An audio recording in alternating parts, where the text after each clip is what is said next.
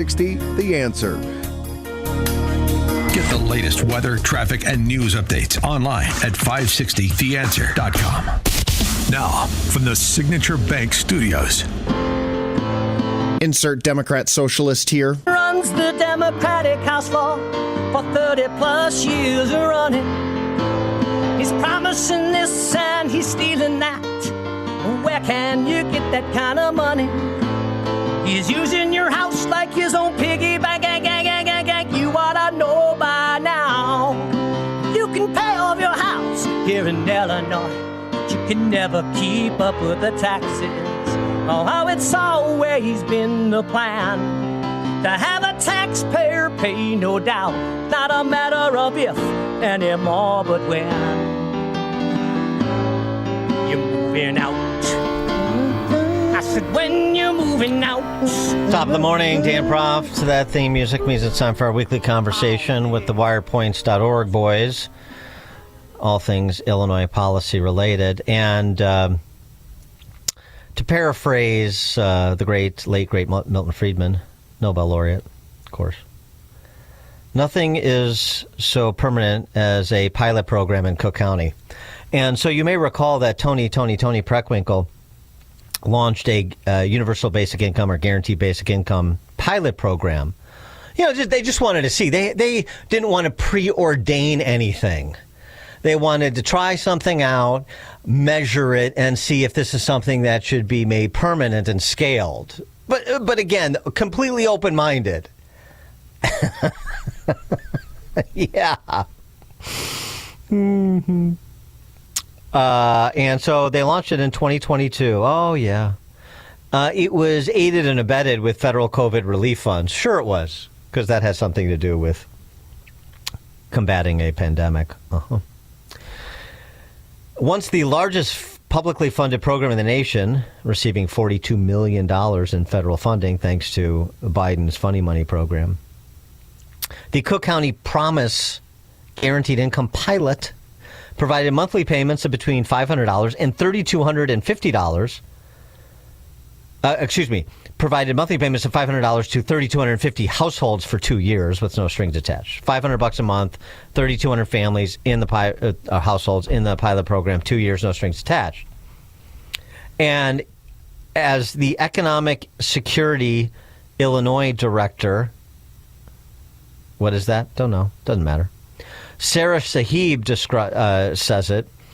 The Guaranteed Basic Income Pilot was a historic success.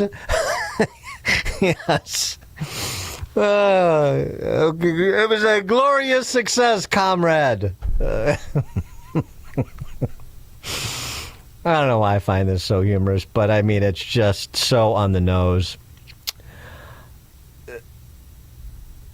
When the federal government was stepping back from its responsibilities to working families, Cook County is leading the way to ensure people can afford basic necessities, or at least 3,250 households of people. It's a big county, about 5.5 million. But okay, sure. The permanency of this, though, is at a scaled down level because they don't have the funny money being drop shipped from the federal government anymore. So it is a more modest $7.5 million that the Cook County Board of Commissioners unanimously approved. Of course, the ayes have it.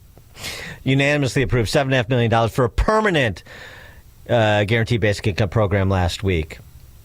That's the largest. It's no longer the largest, but it's one of many, maybe the first permanent guaranteed basic income program at the local level among all these pilots that were launched over the last several years by people like Tony that are situated in other cities and counties. Glorious success. If it's such a good deal, then $7.5 million seems a bit paltry. Shouldn't we have a whole of government approach, a collaboration, city, state, or city, county, state? Right? Where's Governor Jellybelly to weigh in on this? And I do mean weigh in. For more on this, Mark Glennon, founder of Wirepoints.org, joins us. Mark, thanks for being with us. Appreciate it. Mark? There we go. Yes. Universal basic income has been made permanent. Hurrah! Yeah, normalizing government dependency. Just what we need is we have a tax crisis in Cook County. You asked about Governor Pritzker. He authorized a key step that made this possible, and that is in 2023 when the program was a pilot. The Pritzker administration issued a rule that said income from this is not counted when measuring eligibility for other programs like SNAP, cash benefits, medical eligibility, things like that. So, this is truly a no questions asked, kind of off the record, free cash for nothing government dependency program. And they're bragging about it. But hey, they backed this up with a scientific survey. They asked the participants in the pilot program what they thought of it. And, hey, this is a great program. So, what do you think of getting $6,000 a year tax-free, free and tax-free? What do you think about that? No strings attached. I like it. Imagine. Yeah. Imagine that being the outcome. Yeah. And taking it out of the calculations for the other programs, it just it throws any possibility of any logic in the welfare system out the door. Smart people who focus on these programs are aware of what's called the welfare cliff. You don't want to stage these things in such a way that people really become dependent on it and make it not worthwhile for them to improve their lives, get another degree, up their credentials or something like that. But this just makes that impossible. I mean, it's like you're deliberately trying to torpedo any logic in the system. Well, it's interesting, since this is not a new idea, this actually has been studied by some eggheads. Like they did an actual research paper on it, like economists do, not like surveying the recipients of free money and asking them whether they like free money and then deciding that's as you said, the scientific result. A bunch of University of Toronto eggheads looked at the causal impacts of income on a rich array of employment outcomes, leveraging an experiment in which 1,000 low-income individuals were randomized into receiving $1,000 per month unconditionally for 3 years, with a control group of 2,000 participants receiving $50 a month. And when they gathered detailed survey data, administrative records, data from a custom mobile phone app, they transfer caused total individual income to fall by about $1,500 a year relative to the control group, excluding transfers. It resulted in a 2 percentage point decrease in the labor market participation for participants, a reduction of a couple of hours per week in labor, and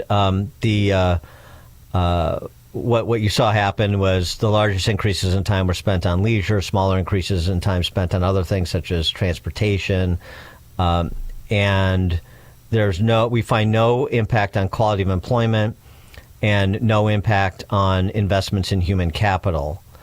So, in other words, this provided only downsides, less employment, less investment in human capital, less work because you're subsidizing not working. So it produces the results you would expect, but I'm just saying there has been some academic research into this to confirm what people listening would conclude just through common sense. And just to be clear, the Cook County program has no work requirement. It is only for low-income people, but that's essentially the only requirement. And able-bodied people can get this free money. This is laughable, but it is a serious topic because there's a movement around the country to try to push these things. And the basic impulse for it is that proponents say, well, look, we're heading into a society basically where about a third of the population is able to produce all the stuff we need, all the goods and services, making for everybody, making the remaining 2/3 kind of superfluous. So we need to give them some money. Well, you can't make them government dependents. That's the ticket to a rotten population. There's things to do. The workforce, the demand for work is really infinitely extensible if you really focus on it. There's all kinds of things that these people could be doing that would have value for society, and that's what's missing in these guaranteed income programs. Cook County property taxes. There was another presser held yesterday by a collection of residents of the most impacted neighborhoods in Chicago in terms of the year-over-year increase. Poorer, mostly black neighborhoods like North Lawndale, West Garfield Park, Inglewood, as we've discussed previously. Here was the perspective of a couple of residents. This is a resident of North Lawndale. A North Lawndale retiree explains he's had to take on a rideshare job to pay his higher property tax. It's got to change. You will not tax us out of the community. We are here to stay. This is a proprietor of a cultural arts and business center, I think in West Garfield Park. And I'm supposed to come up with this money by the 15th. Yeah, that's right. And then March the 1st, I'm going to get another bill for the same thing. Now, how are we as business owners in our community going to be able to service our community?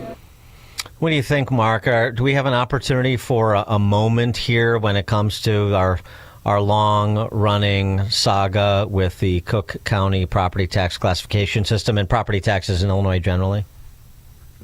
Yeah, we have an opportunity for a moment, Dan, and boy, if you would certainly hope so. These people just don't have the money. This has got to be fixed, and boy, it's just one problem piled on top of another. I had to laugh when your segment last hour. You were scratching your head about what to talk about next. Well, you've got a poverty of riches on this show. There's so many problems to pick from that are being ignored by the press. You talked about Tim Walz. Look in the Tribune or the Sun-Times. There's nothing about that massive Tim Walz scandal where he's responsible directly for this billion-dollar fraud in Minnesota. And that's part of the problem is that they're one of the enemies, as you well know, and you're just not covered by the regular press. So much of the population is living in a fictional world. But boy, when they get those tax bills, that's a shock of reality, and that's what's created this moment, I think. Right, and I mean, whether it's sort of property tax caps like California or property tax caps like hard caps like Indiana, I'm open-minded on the topic, but something like that, which I'm not saying it's going to be easy, it's going to be exceedingly difficult, but you have to build this non-traditional political coalition around an idea like this to put pressure on people who haven't felt pressure previously very much. But when you get people that are feeling like they're about to lose their homes, then, it's sort of like when it finally clicks to some pensioners here that they're not going to get in retirement what they thought they were going to get, then it seems to me you have a recipe for, system change, which is what's required. Yeah, it's a long-term goal of getting a real cap in place of 1% or so. Really should have bipartisan support. I'm not saying I have all the ideas on how to get there immediately, but that's what's sensible. Other states have accomplished it somehow, and we got to start talking about those kinds of things. I wanted to get your reaction to something else too. I mean, this is just sort of on a human level, but it sort of speaks to the public safety problem here. Chicago Contrarian has the story. Chicago Park District Superintendent Carlos Ramirez Rosa, he is an out and proud socialist. You normally see him ambulating about with a keffiyeh on. He's a defund the police, or I don't know if he goes as far as Afton Ben in supporting burning down police stations. He might. I don't know. 7 years ago, Chicago police officers Eduardo Marmolejo and Conrad Gary, were killed when they were struck by a South Shore train while pursuing a suspect on 103rd and Dauphin. A canine statue dedicated to Officer Marmolejo was to be unveiled at King Lockhart Park at 106th and Western in the 19th Ward just a couple of days ago. It was a site chosen by Marmolejo's family. Though the planning for the statue dates back months, CPD worked in close collaboration with the family and park district and promoted the event. At the 11th hour, Carlos Ramirez Rosa, who's also a former alderhuman, denied space at King Lockhart Park for the Marmolejo canine statue. No apparent reason was given. As the contrarian posits, a reliable hunch is Rosa's progressive ideology forbids him from honoring police. Instead, the canine statue was displayed at the CPD Academy on West Jackson Boulevard. As the Chicago contrarian opines, the decision to pull the rug out from underneath the Marmolejo family is no trivial slight, but a kick in the teeth at a family who lives in perpetual grief. The denial of a space to permanently place a monument honoring a man who gave his life while serving Chicago represents Carlos Ramirez Rosa's unparalleled hatred for CPD. And he's not the only one. And I don't know if this needs more revisiting, but you have a political ruling class that, despite their platitudes from time to time in the direction of police officers, I mean, their real attitude towards law enforcement was fully on display in the way they demonized ICE agents when they were here. But don't think for a second that they have any more respect for Chicago police than they do for ICE. They just have to pretend to have respect for Chicago police because it's not politically sellable to treat Chicago police like they treated ICE. Well, good grief. I wasn't familiar with that Chicago contrarian story, but it just, as you say, a kick in the teeth. They said a kick in the teeth at someone who gave his life for this, and you're exactly right. That illustrates the general attitude towards law enforcement, which is far too rampant in our government. And I don't think they're representative of the general population that wants to see more cops on the streets, but somehow these people are getting elected. Mark Glennon, the founder of Wirepoints, wirepoints.org. Mark, thanks as always. Appreciate it. Bye-bye. And Mark joined us on the Turnkey.Pro answer line. This is Chicago's Morning Answer. Santa's coming to town. Oh, my God. On AM 560. Santa here? I know him. The Answer. Just how good is Pure Talk's current deal for unlimited wireless? Well, you might say it's the deal of your lifetime. Because right now, for just $29.95 a month, Pure Talk is offering unlimited talk, text, and data for life. Not your phone's life, your life. This is Pure Talk's top-tier plan. It comes with a crazy fast 5G network along with a 30-gig hotspot. And at just $29.95 a month, there has never been a better opportunity to lock in a ridiculously low rate for as long as you live.